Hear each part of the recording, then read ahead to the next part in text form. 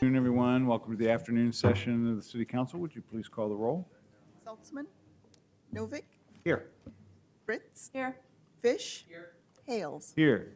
Okay, we have a single item on the council calendar this afternoon. Item 870. Would you read that, please, Carla?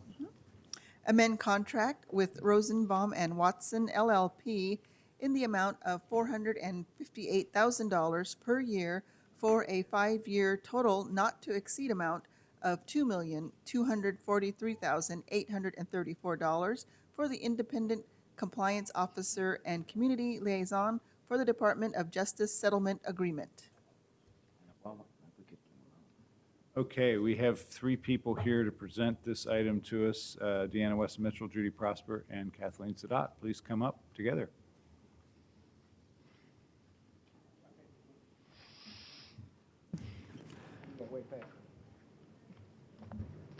You still have to sit down. Oh, I should probably be over there because I have a PowerPoint. Oh, Oh, she's got a PowerPoint. I'll move. I'm sorry. musical chairs. Which one is doing? Okay, I'm staying here. Sorry. All right. We got the computers over here. Good afternoon. Welcome. Whoever's you. going to kick Thank this you. off. I Is that will. You, Deanna. Thank you. Yep.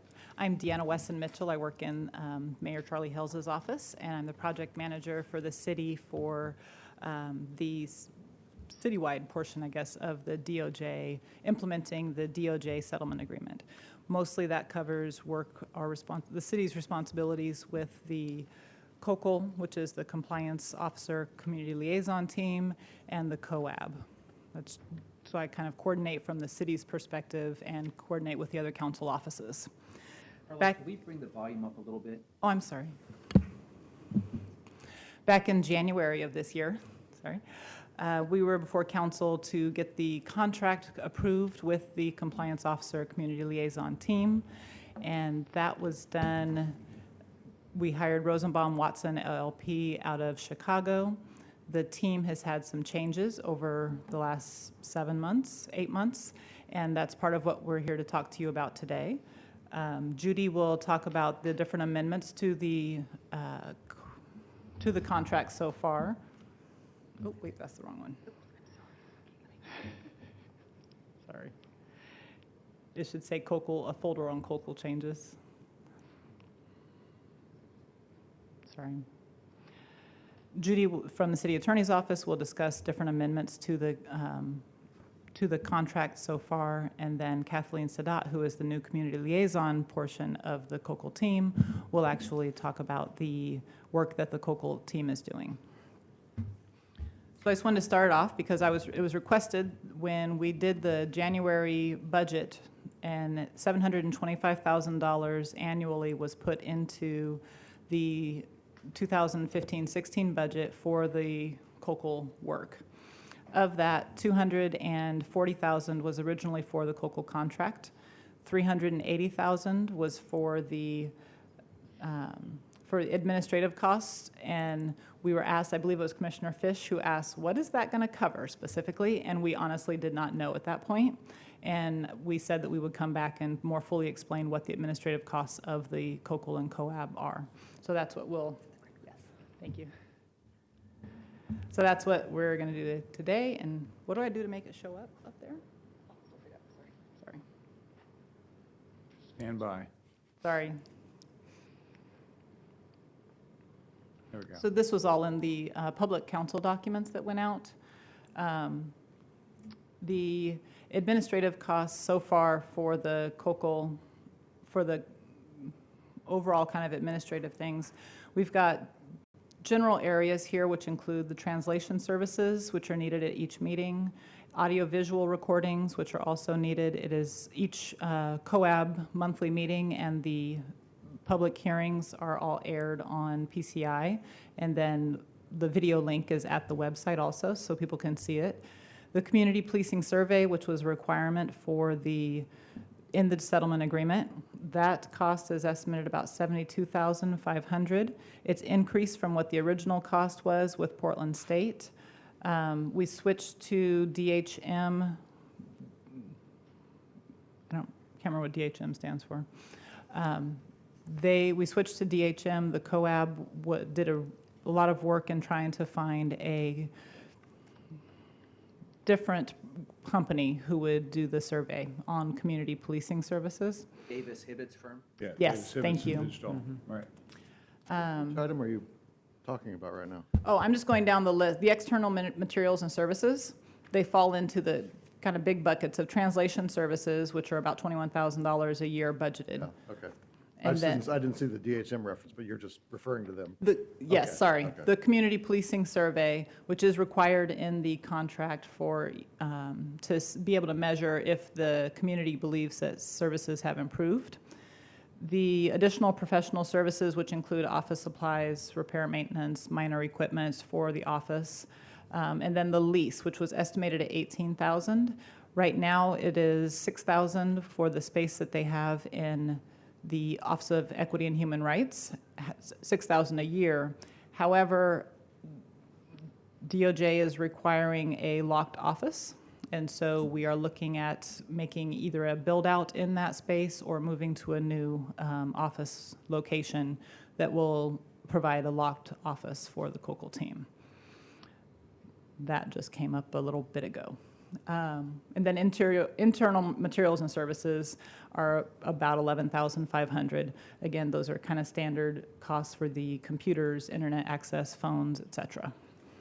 The position that is agreed to in the settlement agreement is the assistant program specialist, who that person is actually housed out of the Office of Equity and Human Rights now. So that budget has been moved to their annual budget out of the mayor's office. Including benefits, that was about $90,000. So the total administrative, including that position, is about $240,000. The council budgeted originally $380,000 for administrative costs. We did not know what that cost would be. We didn't know if there would be any new challenges or new costs, expenses that came up, and so we asked for more money to start with. The thing that has had the greatest increase is the work that is expected from the COCL team. And I think Judy will be ready to talk about kind of how the contract has changed over the last few months, unless you guys have some questions about the administrative budget. Okay, questions so far? So the 94,000 or 90,000 for the assistant program specialist in the Office of Equity and Human Rights Yes. was a position previously in the mayor's office? Is that No, it did not exist. In the settlement agreement, we agreed to provide them with administrative support. When talking with the Bureau of Human Resources, being- the COCL team, sorry. Okay. So the city agreed to provide the COCL team with administrative support person, and through conversations with BHR as to what that person would need to do, including the community engagement, the job description that BHR said most fit was an assistant program specialist. And so the city created an assistant program specialist position, and then it was housed in the Office of Equity and Human Rights because we didn't want it to be housed in the mayor's office. So I don't know, maybe I'm jumping ahead here, but I guess what you described to me sounds like sort of like a position that, of program manager that Amy Ruiz is doing, so. And how's there's. that different, I guess? Kathleen will, or Mrs. Sadat will be able to explain more detail about how the project manager is different from the assistant program specialist, who also does the administrative work with their billing, contracts, invoices, along with community engagement and outreach work. And we approved that in the budget, the 90,000 position in OEHR.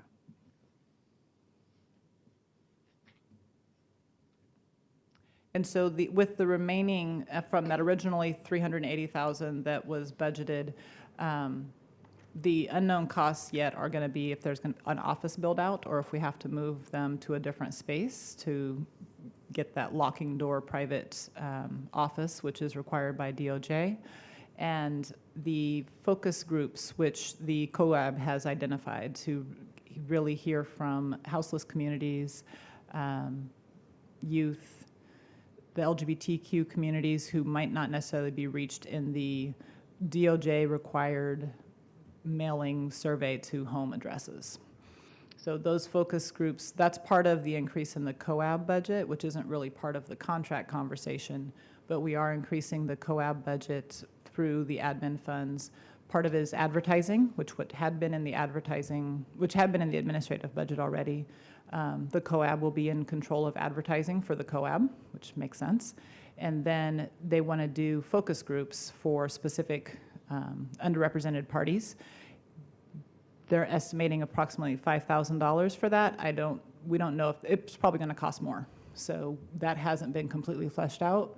And I say all that to say I will probably be back for a fall bump request regarding specifically the focus groups and specifically the office build-out if that's needed. There could be some cost savings. The $75,000 that you all approved for travel back in January, so far they've only requested $23,000 this year to date. So there will be some savings in that $75,000 not to exceed amount. So that may be able to be used for the office build-out. I'm doing all I can to keep it under that $725,000 that was originally budgeted by council. Questions for Deanna before we move on? So the agreement we have with the Department of Justice focuses on issues the police have with people with mental health problems. Yes. So I guess connect the dots for me how that relates to focus groups with, say, the LGBT community, or a numerous variety of groups that we can all sit here and come up with and say, well, we got to do focus groups. How does that tie into the central crux of what we're trying to accomplish with the Department of Justice? That is an excellent question, and I think Ms. Sadat will be happy to answer that, because really that was a request that came from the COAB. Okay, let's proceed. You want me to answer it now?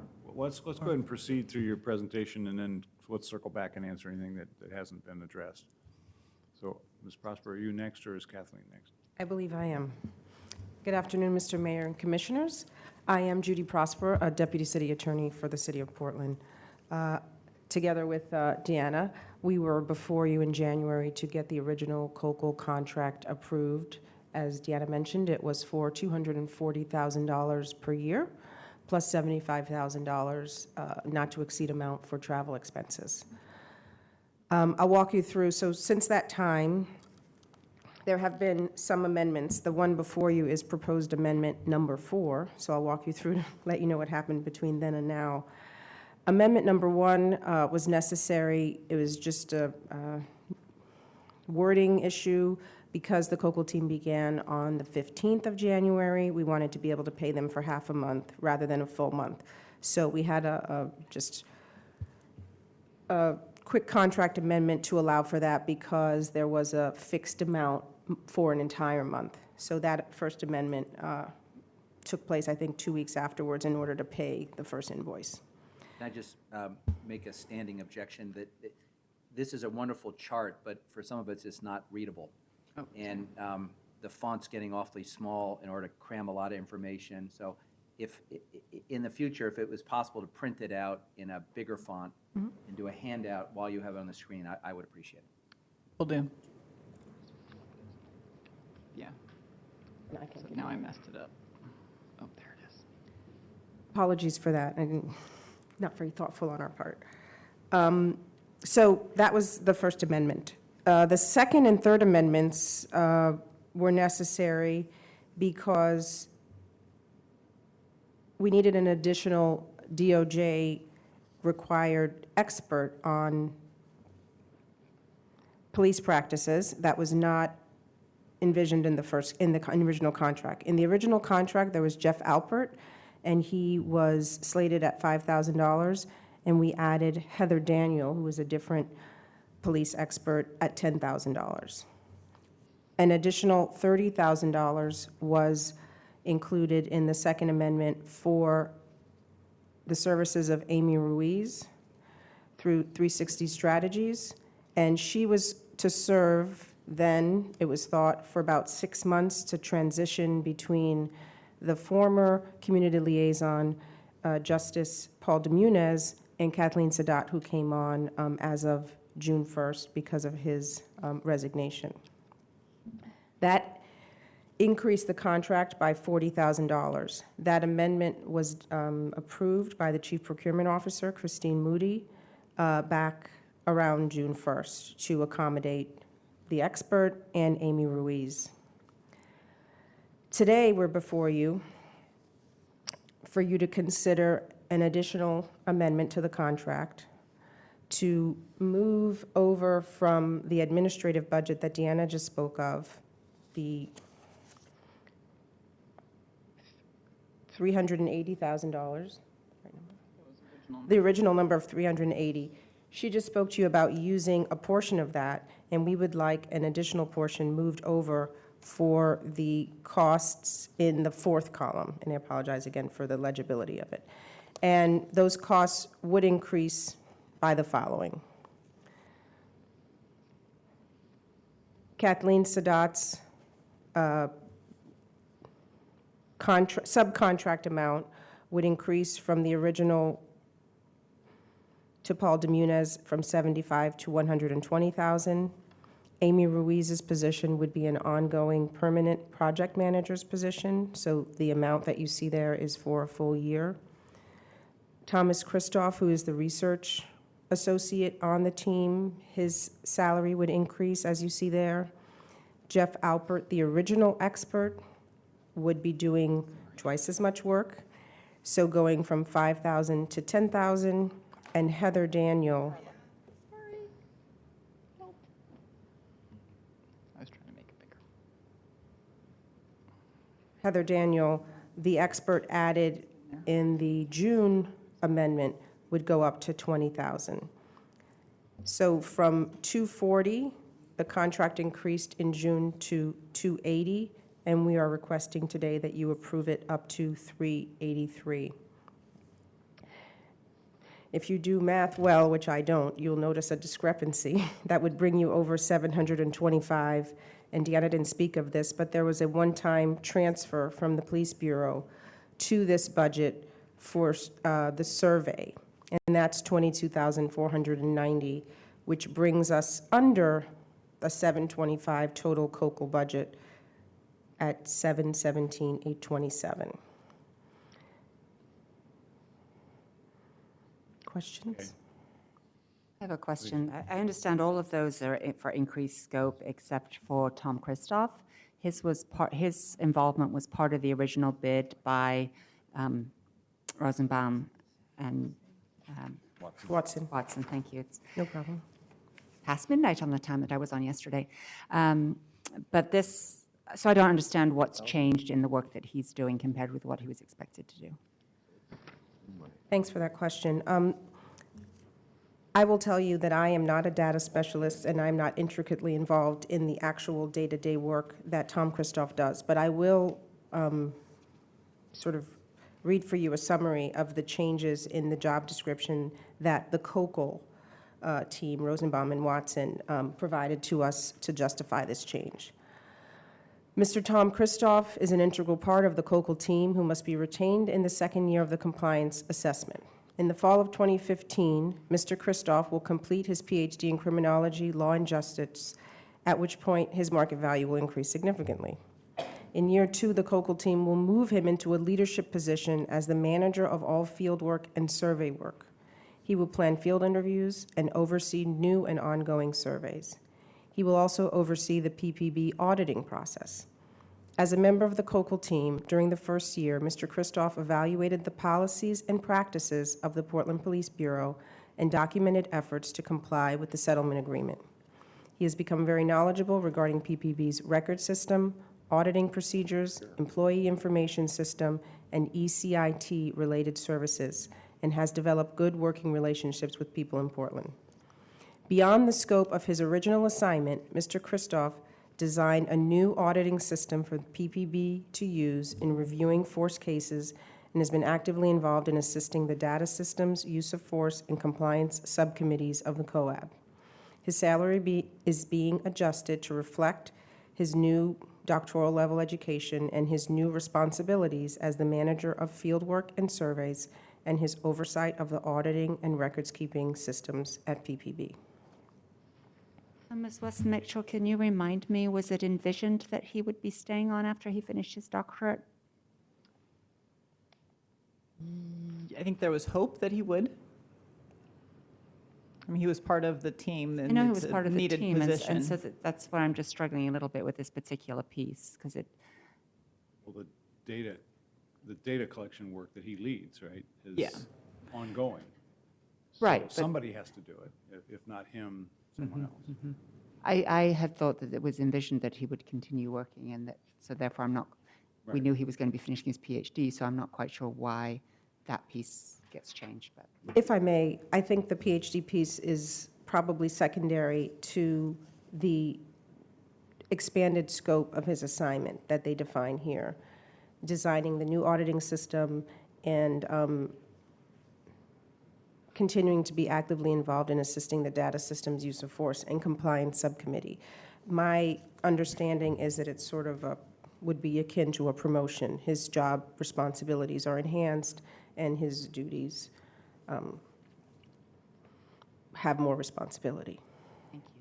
And I'd be interested to hear when Ms. Sadat gets her turn to see how you envision him working with your team. So can I just make sure I understand where we are so far? Because the amendment sheet that you've shown us, in proposed amendment 4, the contracted services go up, but you stay with under the $725,000 budget because of the other things you've described to us. So I think I understand that, but then how does that relate to the ordinance seeking, where's the $458,000 that's referred to in the ordinance? Is that above and beyond what we're talking about? No, that includes the 75,000 annual for travel.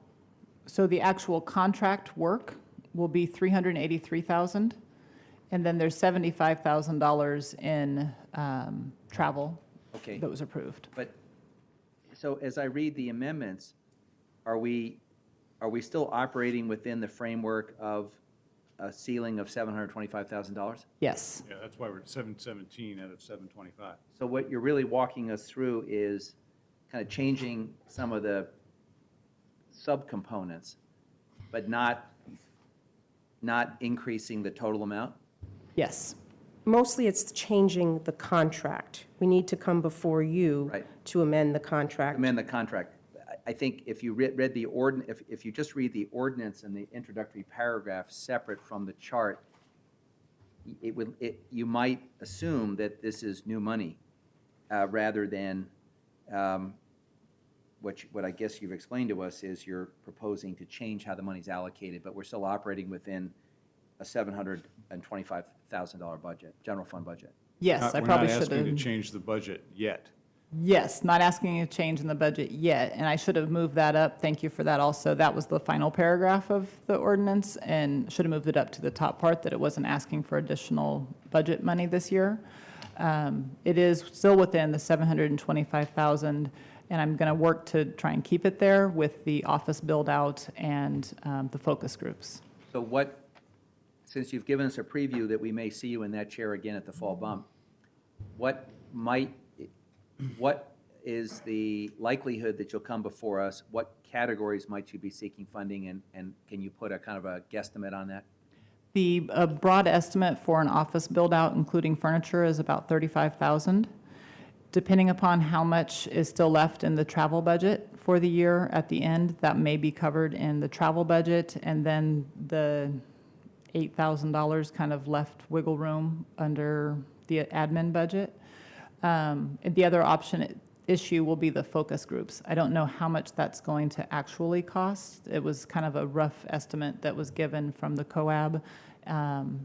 We haven't gotten a full estimate on how much focus groups But may to cost. maybe oversimplify that a little bit, we're talking about tens of thousands of dollars, not Yes. hundreds of Yeah, thousands. you're looking Yes. at potentially a 5% increase or something like that. And so now I have the conceptual framework. So Okay.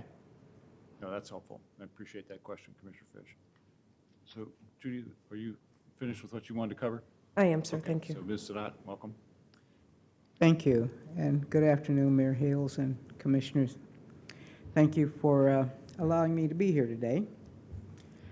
I started this position as community liaison for the COCO in June. I have been very busy ever since. I want to tell you a little bit about the work we're doing. The Community Oversight Advisory Board, I'm responsible for chairing that board. I want to first start by talking about a perception we have about the work that we're doing. I hear again and again that we are rebuilding trust between the police and communities. I would say that I want you to consider the possibility that for some communities, we're not rebuilding trust. The trust never was there. We're starting on the ground. And that does have an impact on how we approach the work, how we talk to people, listening to people, making sure that voices are heard. If we really want to repair or to establish trust with some communities, we have to work really hard at that. I think it's also important that we continuously and repeatedly remind ourselves how big a job this is, how important it is, and its importance in the fact that we are being focused on makes it very, very important for us to do things well. Doing things well with a board of 20 people takes a lot of time. We're being looked at as a potential model for other cities in our country, and we should be very proud of that. At the same time, it means we need to shine, we need to hold this up, and I think I've said this here before, we need to hold this up as important, recognize it as important, that it needs to be in the light. This big job started with the recruitment and selection of volunteers to form the COAB. 20 members, 15 volunteers, people who come and work 10, 15, 20 hours a week instead of the 10 a month that they thought they were coming to work for. And that has to do with the nature of the work, the complexity of it, and the fact that many of these people came on to this group not being informed about the magnitude of the task or the context in which they would be working.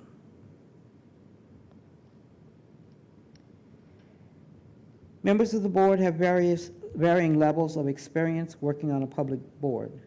Some are subject matter experts in the area they've chosen, the subcommittee they've chosen to be on.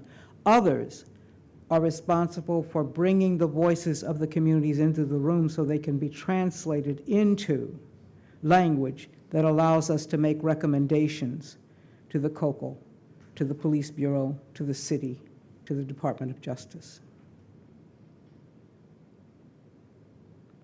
All appear to be committed to success, but we encounter lots of frustrations. There's been ongoing work to provide our board with the information and tools they need to carry out their charge. In addition to informing them of public meeting law, their role as public officials, and orienting them to the work, a lot of what we've had to do is create structures that didn't exist before. Structures for communication, structures for process. We are, as Amy Ruiz says all the time, we are building the plane as we fly it. It wasn't there before. So we didn't walk into an environment where there was a city bureau that we plugged into and all the policies were already there and all the connections were already there. We're forming the connections, we're forming the relationships, we're building the structures that allow us to be clear in our communication. We get complaints about people not knowing things all the time. That means we do more work. Our job is to help the local COCO is what I call us, that's Amy and Mandy and myself, is to help the COAB do its job. We provide administrative support and the 4 subcommittees, there are now 4, and the executive committee. That means minutes, getting them out, getting them posted, etc.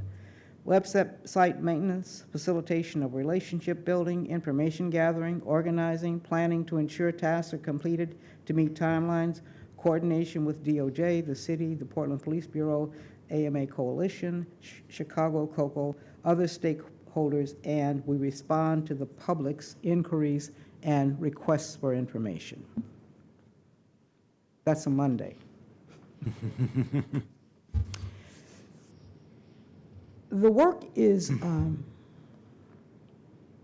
satisfying on some level because we do have the opportunity to build the structures that allow people in this community to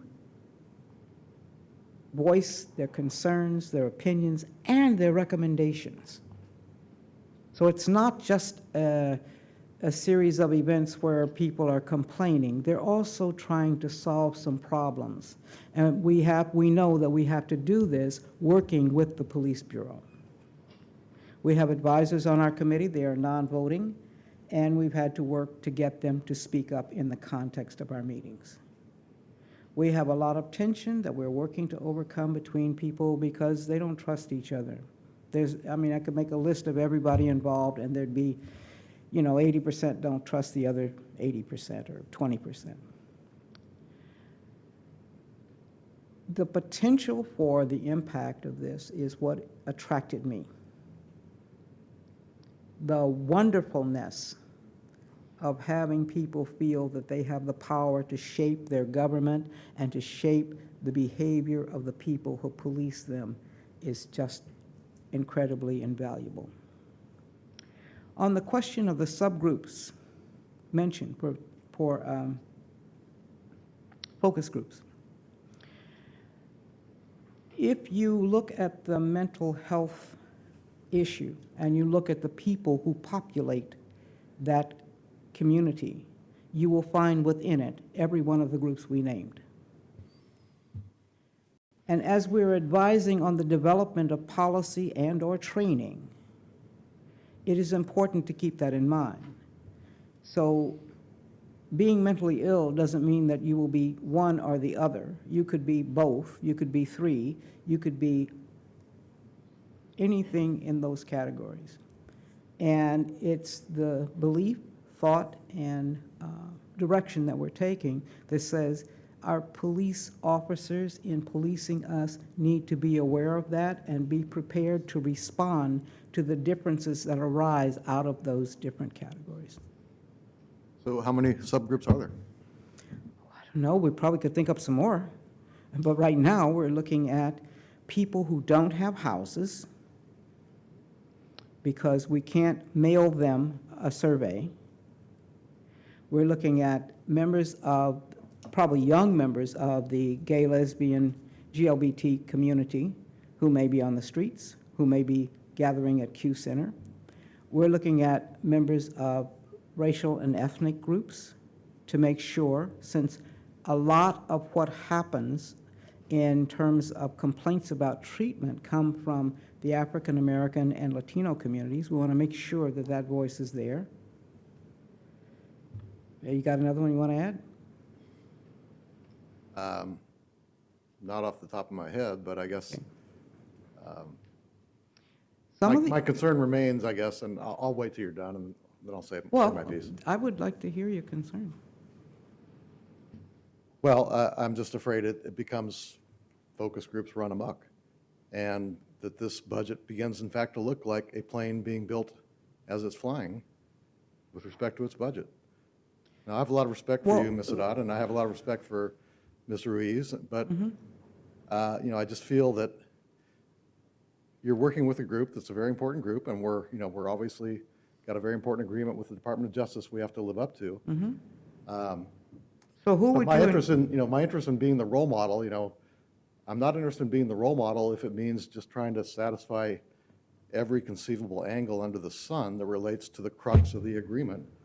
The about crux how of do the the police agreement better is, interact with people with mental health issues? And yeah, you could probably make an argument that police respond to somebody who's a gay or lesbian or bisexual differently with a mental health crisis than somebody who is an ethnic minority. But I'm not really sure about that. I'm just sort of saying there's probably an argument that could be put forward, and hey, if we got the focus group budget, why not? What harm does it possibly do? Well, I guess, let's hear from her some more about this. My sense about this, Commissioner, is that one, that's a relatively minor part of our cost structure. And two, I guess, looking at this work on behalf of the Police Bureau as the Commissioner in charge, there are multiple doors into the problem. I think it's good that we try to open each one of those, and a relatively modest expense in reaching out to those different communities by means other than committee meetings. Committee meetings have their value. To me, is worthwhile. Your point is well made about cost drift in this or any other public involvement enterprise. I believe you're correct to highlight that, but to me, a modest investment in careful outreach to different groups, because, we're, to put it a little poetically, we're sort of groping our way into this problem with professional help. I mean, we've got Dr. Rosenbaum and Dr. Watson, and we've got Ms. Sadat, and we've got other resource people that understand this work, but this is the first such venture that I've ever been involved in and that the city's ever been involved in. And so a little extra information from communities that we haven't served well, to me, is worth having. So again, from sort of a macro view, that's my approach to it. Does the cost matter? Yes. Well, I'm not going to argue about cost because you guys get to decide that. I'm going to say there is a piece of this that I hope we don't ignore. If an officer approaches a person that they think they have a mental health problem, it is important for us to notice that those people don't all look, behave, or respond alike. And that some of the behaviors, some of the responses are tied to ethnic background, age, etc. If we hear from these groups as part of the focus group process, maybe we learn something. Maybe we learn we don't really have much of a problem over here, or we've got a bigger problem than we thought over here. So those are my thoughts. I guess the other thing that you might reflect on a bit, Deanna, is, so we're doing this work with the COAB and the COCL. It also feeds back into training, right? What we learn Yes. in the COCL-COAB process feeds back into training. And we're doing enhanced crisis intervention training for our officers. In fact, I think we've gotten the first of those reports about how that training is working out in the field. Well, is how it's working out, in my opinion. 600 incidents, 49 arrests, 1 use of force, and that use of force was an officer pointing their gun and directing someone to do something, which they then did. That seems to me positive in terms of the statistics, but what we learn in this process has to feed into training, because that's one of the things that the agreement requires. So to me, again, that's part of why I got enthusiastic about here. We're learning some things, we're changing our training, starting to see some of the positive effects of that different training in everyday life in terms of how our officers are interacting with people. That's not a one-time around the merry-go-round experience. So I don't know who's going to explain the difference between the assistant program director at the Office of Equity and Ms. Ruiz's position. Well, I can start on that, and then maybe if I need some help, one of them can help me. Looking at Amy as a program or project manager, does the planning, connects people, helps with meetings. There's a whole list of, I'm not sure what's in here, but a whole list of things that Amy does, and they often look like this. We have a draft of the plan for, she'll be overseeing the draft, the implementation of the planning process between the COAB and the Portland Police Department on the development of the plan for the police department to engage in community engagement. That is one very, very large piece that needs a lot of attention and will take a lot of work to get done. If I talk about Mandy, Mandy is, she's connecting with people, helping to connect people, but she's doing a lot of the administrative part, the part of posting on the web, the part of listening to people. The part of meeting with people, I think will come very shortly, but she's only been there like a month, a little over a month. And she's trying to learn all the systems that we have and the ones that we need. She's arranging the meetings, she's arranging for the setup and all the stuff that goes with setting up a public meeting and breaking it down. I think she's probably averaging some weeks well over her 40 hours, just because there is so much. Minutes in, minutes out. So, Mr. Ruiz, and, I'm not picking on you, even though you're here in the audience, but you went from, how did it happen that she goes, is this a proper procurement? To be hired initially on a $10,000 contract, and we're being asked today or next week to approve going to a $60,000 full-time subcontract. Again, it's a contract, so, we're all our ears perk when we hear contract amendments on any of our bureaus. And this sounds like a person that's becoming paid in perpetuity through a contract amendment. Was that cleared with, was that signed off on by our procurement officer? Yes, she's actually a subcontractor of Rosenbaum and Watson. Yeah. She assisted with, starting in December, we were working out with DOJ the schedule for getting the COAB seated, and we were given a very tight timeline, which we didn't have city employees who could cover all of the outreach and work needed for that. So the city hired her as a short-term to assist with getting the COAB seated. That was a large community, the difficult positions were the community-appointed positions, which had a large community selection committee, lots of meetings, lots of outreach, which Amy was hired to coordinate that portion of it. When the COCL was actually hired, the COCL team was hired January, we still didn't have our admin position that the settlement agreement required the city to have, which became Mandy Hood's position. So Amy was filling in. She did a little extra work at the beginning of the year in getting the COAB going. And then later on, the COCL team decided that they wanted her to assist. They didn't realize how extensive the work was going to be to support the COAB. And they decided that they needed additional help to support the COAB through training and meetings and building the processes and the structures that they needed. And they selected to have Amy Ruiz as their subcontractor to do that work. Rosenbaum and Watson. Rosenbaum and Watson did, yes. So she is subcontracting to Rosenbaum and Watson? Yes. Yes.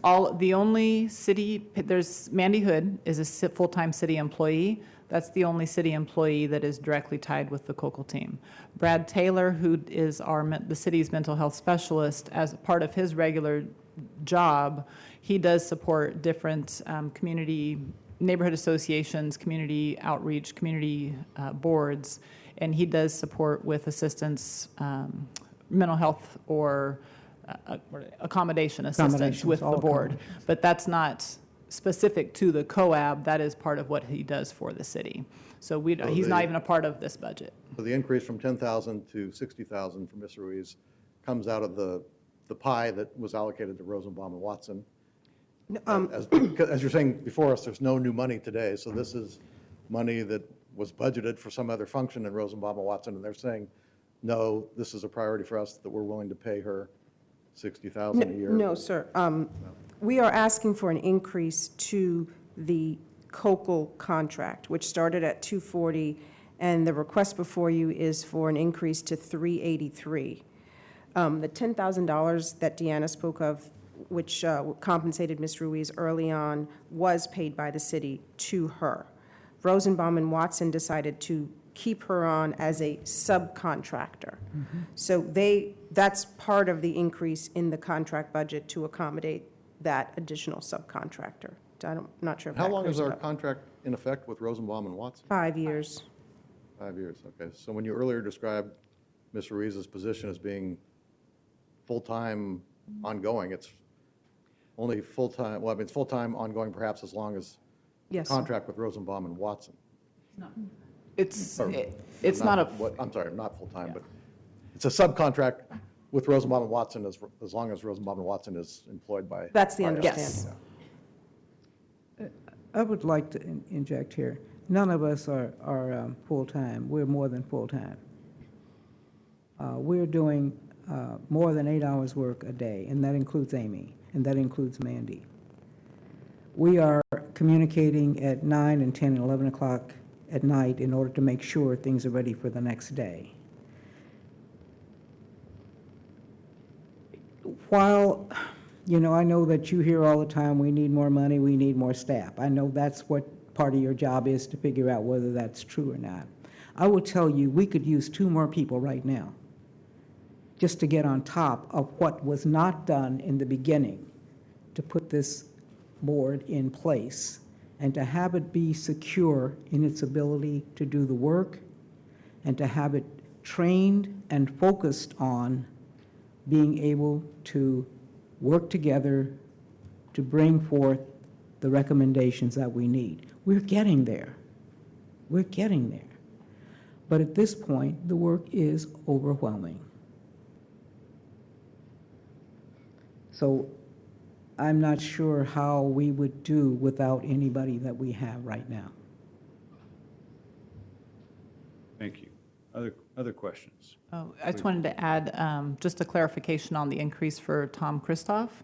I think his role was seen more as collecting data initially, and as the COCL team has been working with the Police Bureau and the audit process and developing auditing processes for the Police Bureau,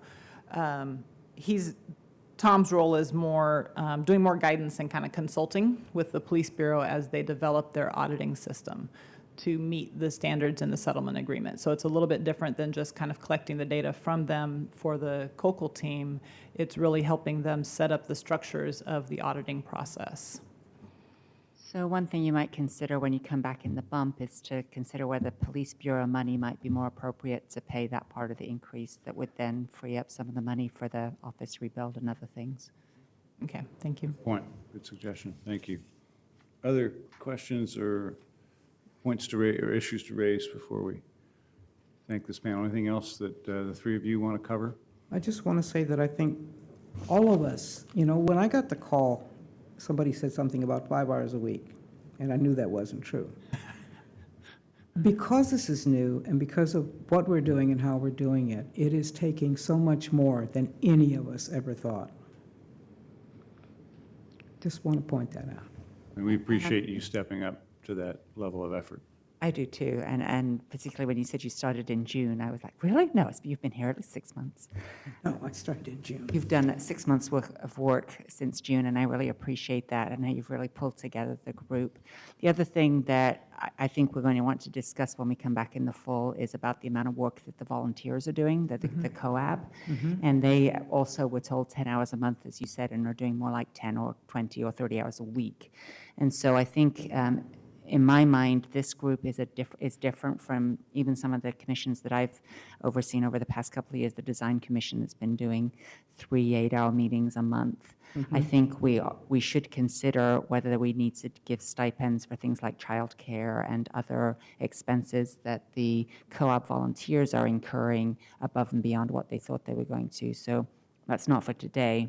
I just wanted to highlight that for my colleagues on the council, that this is a really different kind of committee. Yes, it This is. is not an advisory committee. Well, it is an advisory committee, but it's also connected with oversight and of establishing a new way of doing things with our police bureau. So that's planting that seed of thought for us all to think about how are we going to support these volunteers, because I certainly appreciate, as you say, they're 15 very different people. And the other thing that needs to be said is we did it so fast because the Department of Justice Settlement says we have to do it so fast. So it wasn't that we all thought that we had set up the ideal process. It was very clear to all of us that we hadn't. However, we have a mandate that we're doing the best we can to follow. And so it's nobody's fault that we are building the plane as we're flying it. Bless you. It's also an opportunity to do things differently and to explore together how are we going to make this work. And so I think that each one of us on the council also bears responsibility for that, as to thinking and challenging ourselves. What's different about a focus group? I appreciate your questions, Commissioner Saltzman. Well, what I was thinking as you were asking your question is, how could we do things differently in the Office of Neighborhood Involvement to make sure that we always are thinking about who might need to have a focus group, who is not going to respond to our survey, who is not going to come to our neighborhood association meeting, and yet who is integrally affected by about the topic that we're talking about. So I think it's probably going to be really cost effective to pilot this use of focus groups, which hasn't been the way that we've normally done things, to reach out to communities beyond boundaries. Maybe it's a way that we could, in a relatively short order, find out a better way to do things so that we are actually helping people as we're trying to. Good point. Thank you. Anything else? Thank you all. Stand by in case we have other questions later on here, and we'll take public testimony. Thank you for your So, time. Thank you. Thank you. So we have folks signed up to speak Yes, on we the have- ordinance? We have 5 people signed up. The first 3, please come on up, are Dan Handelman, David Davis, and Charles Johnson.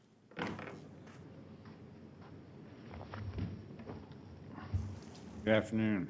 Good afternoon, Mayor Hales and Commissioners. I'm Dan Handelman with Portland Cop Watch, and I'm very interested in having this discussion. It's been a while since the COAB and COCL have been brought up before council in any way, so it provides us a time to talk, as you've already been doing, both about the substance of what's been going on as well as the money being shifted around today. And I think, there's still a staying out in the community that the team that was chosen is from out of town, and that some of this money, the travel money and the hotel money, are coming at the expense of if you had hired somebody local.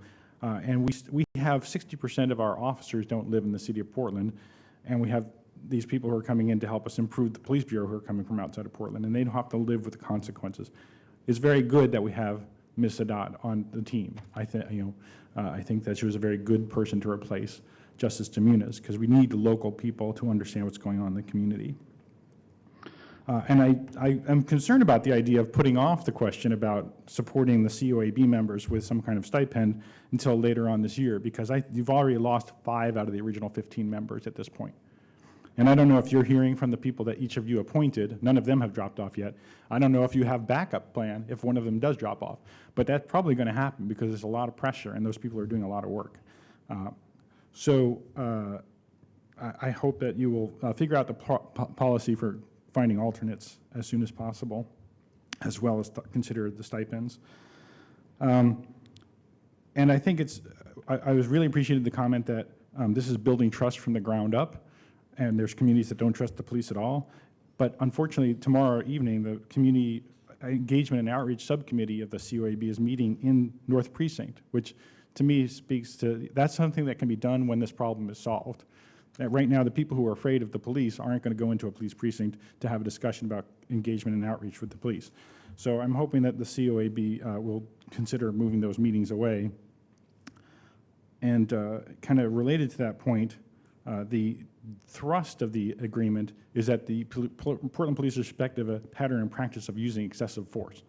It's particularly against people with mental illness, but the people with mental illness are just the people who are most visible in the statistics and the cases that were reviewed.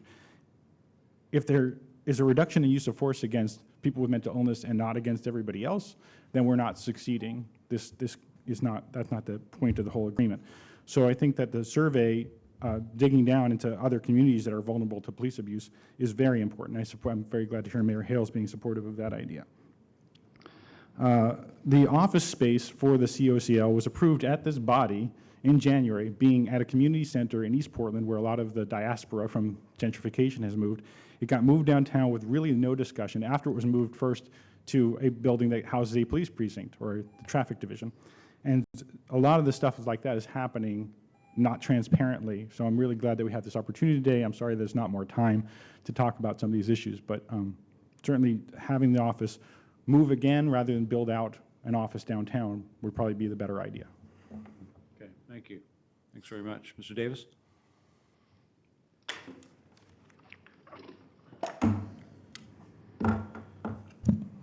So I'm David Davis with Multnomah County Cop Watch.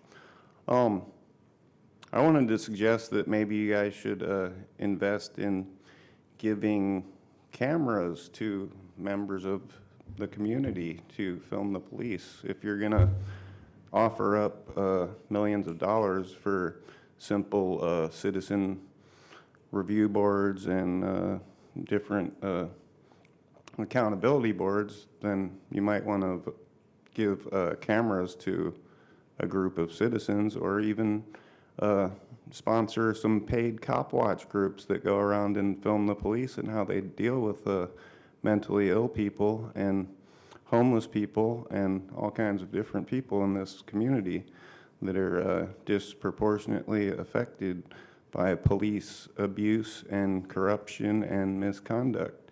And Dan Salzman, I can't even believe that you asked that question about why there needs to be certain focus groups to deal with members of the different communities. That really shows that you don't get it, and that you are obviously not qualified to hold any position of power in this town if you can't even realize that different people are affected differently by the power structure in the police. I know it's easy for you to just be a rich white man in a Let's place stick of to the power. subject. Mr. that, Davis? Mr. Davis? Yeah, this is the subject. Don't try and interrupt me, Mayor. Okay, Mr. Davis, let's stick to the ordinance, please. Yes, yeah, exactly what she said, you know. You come from a place of white supremacy and a position of power, and you can't understand how the rest of us are treated. Well, you know, Charlie Hales, I remember when you were saying you're going to go sleep with the homeless, you know. I think you should still do that, and do it for like a week or two with maybe not a G4S security guy to back you up. You could probably find a couple homeless people that would make sure you're safe, or even more safe than your G4S security guys. But I suggest that Dan Salzman, that you go out and sleep in the streets too, and every one of you guys, and then you might have some perspective. Go do a week in the streets Okay, in the thanks dead very of much. winter, and you know, and maybe even change your appearance so you get harassed by the police. So you know, I know they have people in Hollywood that could make you look like a completely different person. Then you might Thank you. Thanks very gain much. some perspective, you know. Mr. Johnson, you next. Good morning, Commissioners. Sorry, good afternoon. It's not my usual time. I think for the issue Commissioner Saltzman raised, we have Jewish community centers. We have the Q Center. Cascadia, the Mental Health Association of Portland, NAMI, are something not the same as those. So within the Black community, within the gay community, people need to be encouraged to develop connections with people who are experiencing mental illness, and help those people then to have a sense of security where they can relate to the code, where they can get on this important process of making sure the Portland police don't shoot and kill them. So obviously, you know, we could go down a rabbit hole of infinite focus groups, but I think that when we look at just some core things, way that the people in the Black community, within the LGBTQ community, can engage with their neighbors who may have mental health issues, and let them know, hey, there's this experience that we're going through in Portland of building this COCL and COAB. If you feel like you can engage and identify as a person with having experience with mental illness, you can help save lives. So, you know, I think in addition to this, we should look at some better engagement with NAMI, Mental Health Association, Cascade Behavioral Health, to get direct involvement, but there's still a need to reach people in the communities that they identify with. At first, I was very discouraged about this proposal. I think that lingered from a huge sentiment in our community that we should have adopted a contractor who was local. But instead of quibbling over this little bit of budget, I think it's really important to inject some words that really matter to the money here. Kafuri and McDougal. We're talking about pennies compared to the money that you pay out every time you kill and injure one of our citizens.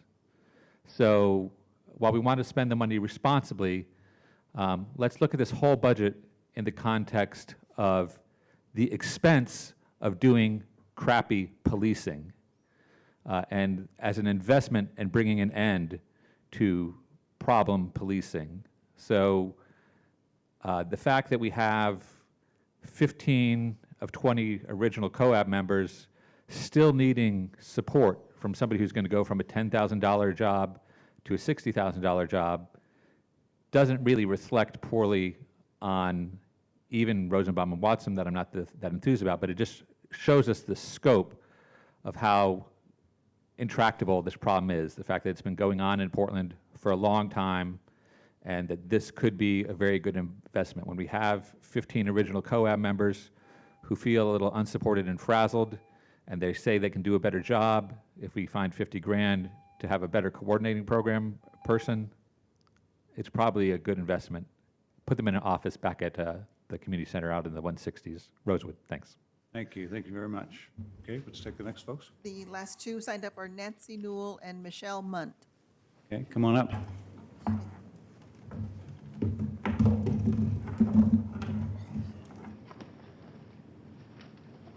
How are you? Afternoon. Good afternoon. I'm Nancy Newell, longtime activist in our community on many issues, and very concerned about the quality of policing in this city, and very much in the belief it can be corrected in many ways, and much more open discussion and transparency will take place. The venues that I've worked in are free trade agreements, labor protests. I've been trained as a Portland Peace Team member. I'm very familiar with de-escalation of critical situations where people are trying to communicate and can't communicate because things escalate as they're talking. And since we've had Judge Demunis depart, I must give you a better characterization of how community members have felt since we have new leadership on the collaborator, facilitator role. And I have actually experienced bullying from Kathleen Sadat. And I don't think that's appropriate for an official in that position. And it was concerning a book Sam Walker wrote about police accountability. This team, you've got to be very proud of this community because they are working, studying, trying to figure out what other cities are doing, looking at Seattle's methods. We're not the first. Seattle has instituted a lot of these practices already. So this effort can learn a lot from other, and people want to. And the distribution of the book was stopped to COAB members, and they were called public officials. So it was over the value and was donated by very well-meaning citizens and hardworking citizens that make very, very considerable international efforts to have police brutality not part of a community. And so I was confronted over that issue. I have people that on the COAB that have been confronted. I have had experiences where she comes in after Judge Demunis has departed in her role, and a lot of people don't even know her, and here we're trying to build trust, and her manner of taking over a committee is pretty much, at times, very forceful. So I don't know what can be done about that. I don't know how you handle a situation like that. But let me remind you that it's our money that's making all this possible. We want to be treated better. We've got wonderful people in this community. They have mental health issues, some of them. We can do a lot better than we're doing. This is not acceptable, and we've lost 5 people since Judge Demunis has left. I think you should look into this before you make any budget agreement and carefully analyze whether you're getting the results you want. If you really want trust in the community and you want to advance this, we are advancing, but I think a lot of people put in a lot of time, like has been mentioned, and I think we can do a lot better. And that book has now gotten circulated to 100 people in our community. And some of those are COAB members, because a used book, as you circulate it, loses value, so it fits every agenda. The state is more value than the city for some reason, but we solved that problem. So I don't agree with some of Ms. Sadat's efforts to communicate, because she really creates a wall. Thank you very much. Thank you. Okay, anyone else that wants to speak this afternoon? Any further questions or discussion? So I just had one question relating to where the meetings of the COAB are held and the Come on back. difference between meeting downtown versus the east side, or sort of generally the decision-making process about where the COAB meets. Could you illuminate that for me a bit? I will Sadat. defer to Kathleen on that. Most recently, they've been held at PCC Cascade. The problem has been, okay, when I came on in June, we were meeting at a church, Montevilla Church, where it was hot, dark, no air conditioning. We wanted to get out of there. To be able to acquire a space big enough for us has required a lot of work, a lot of research. And we have moved the meeting several times. We're hoping to find a place, and we hope it may be PCC Cascade, to be able to permanently have the COAB meetings. Now, the subcommittee meetings are different, and they are held based on what the subcommittee wants to do, what room they want to use.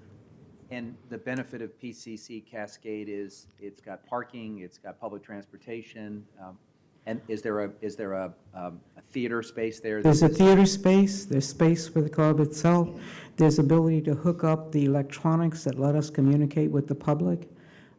It's air-conditioned, it has a room out in the vestibule for people to come and have some semblance of dinner before the meeting starts. It's easy in and out. It's accessible, wheelchair accessible.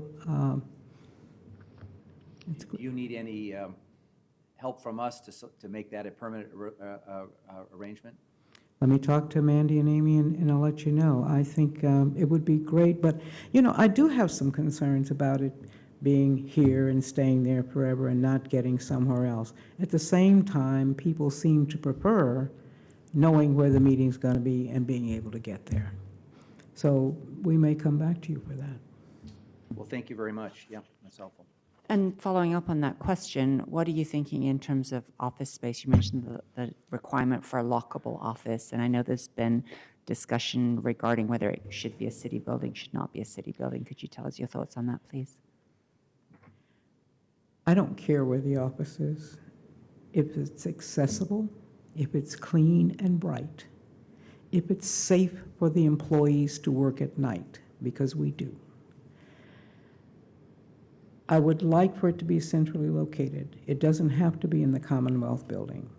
But where we are now, we have access to transportation, we have an arrangement for paid parking, we have access to printers, to copiers, to all the other things that you have as a bureaucracy, being able to do the work. If we need to move, then I would like to have all those things. I would like to have an available printer. I can't print yet because I'm working on a laptop and it's not hooked up yet, but glory be, when it is hooked up, I'll be able to print, you know, and do all the things that you can do when you How work. many square feet do you need, do you think? I have no idea, Nick. I'm Commissioner. I'm not speaking for Dan, but I remember, you know, we took out a big space for the Housing Bureau. And then we were able to carve out a space for the Office of Equity. That's what they are. That's where they are. Yeah. That's where we are, That- yeah. that's- And there's a part of that that Sorry, and that doesn't work because you don't have a door? we don't have a door where we are. There's another part of that floor that I'm looking at and recommending that we take a look at for a build-out. It's on the front side of the building, we get lots of light. It has a small conference room attached to it, which would allow for small meetings. We could still schedule meetings, larger meetings in the other rooms. There is still some question about whether or not the perception is that the city is running the COAB/COAB. It is a perception I'd like to work on because I think, well, it doesn't do us much good if people feel negatively about that. At the same time, we need to get the work done. And the reason that when I first had this discussion, I said, no, we have to stop looking. We're putting all of our energy into looking for places, and none of our energy into getting the work organized and done. So, find me a place with all those amenities, and maybe that would be wonderful, but I think we're never going to find the perfect place. Where's the Department of Justice on whether or not are they requiring us to move out of city space or no? No, they're requiring a locked door. Right. And I wonder whether we could address that through just a modification to the build-out. Yeah, I mean, I think. What's your name in the record, please? Yes, sorry, Ellen Osnack from the City Attorney's Office, and I'm the lead attorney on the DOJ settlement. So this issue of finding a space has kind of taken on a life of its own, and I think probably Ms. Sadat particularly appreciates all of you applying your big brains right now to helping to solve this problem. There's been a lot of staff time that has gone into attempting to balance and solve these issues. The settlement agreement requires that the COGL be independent of any city office.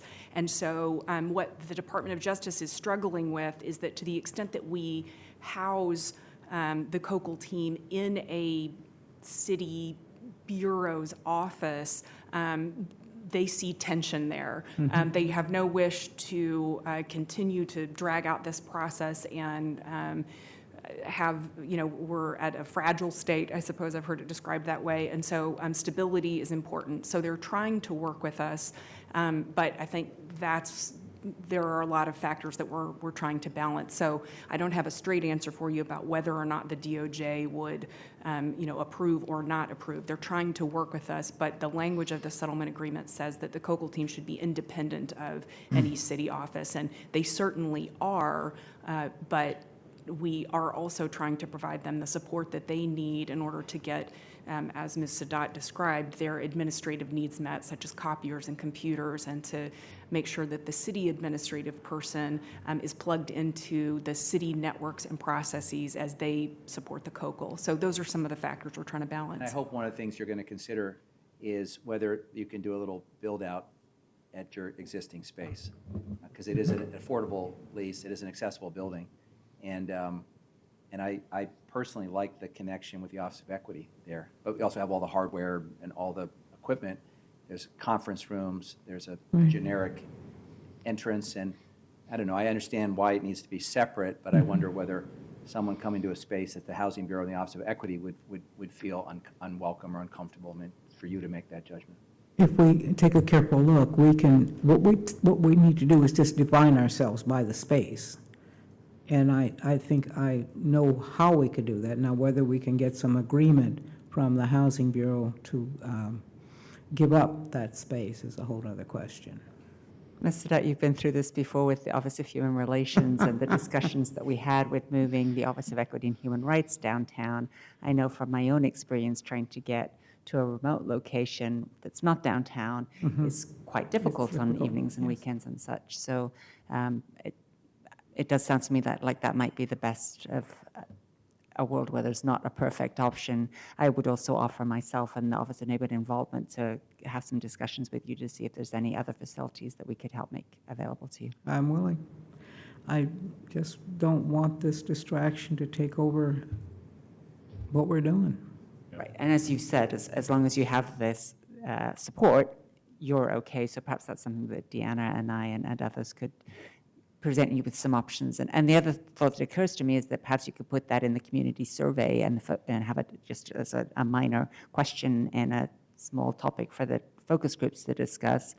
Are we and the DOJ actually inventing the concept that people would not come to the Office of Equity and Human Rights? I understand Mr. Handelman's concern about it not being in a police precinct.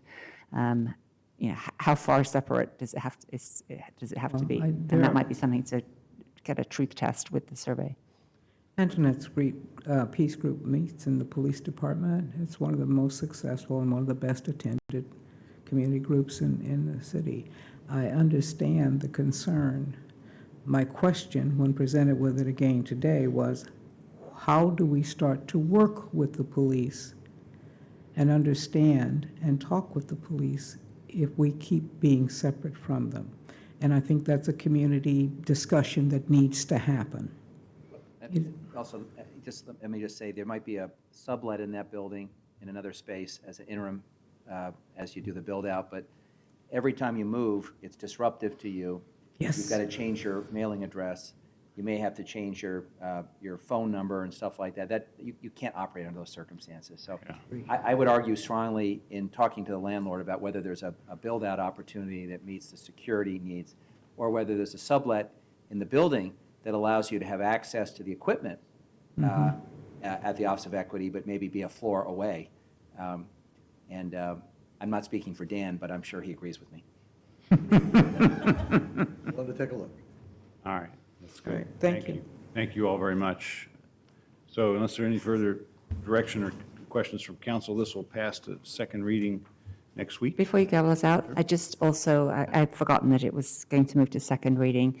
I want to celebrate again the fact that we have reached a settlement with the judge in the case, and to commend both Gail Superley, formerly of your office, and Dora Perry, formerly of mine, as well as Zosanak, Ms. Prosper, and the team for coming to that agreement. Otherwise, we would have had another discussion here at council today about how we should withdraw the appeal, and so I'm very glad that we have. You're here. Thank you very much. We're setting this over for second reading next week, and we're recessed till tomorrow at 2 o'clock. Thank you. Commissioner, go ahead.